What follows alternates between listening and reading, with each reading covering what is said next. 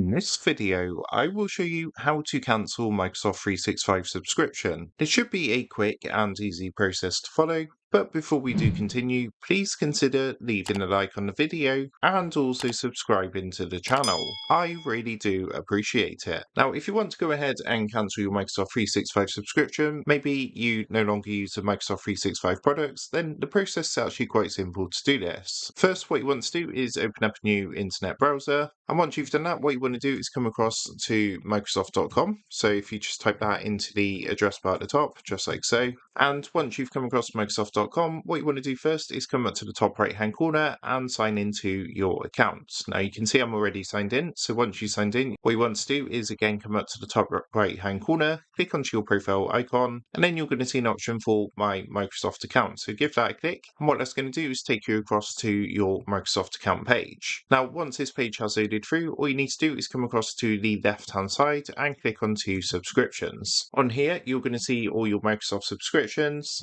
and you can see Microsoft 365 Personal for myself is showing at the top. So all you need to do is locate your subscription for Microsoft 365 and come and click onto Manage to the right hand side of Microsoft 365. Now once you've done that, you're going to see an option to cancel subscription down at the bottom. All you need to do is go ahead to give that a click.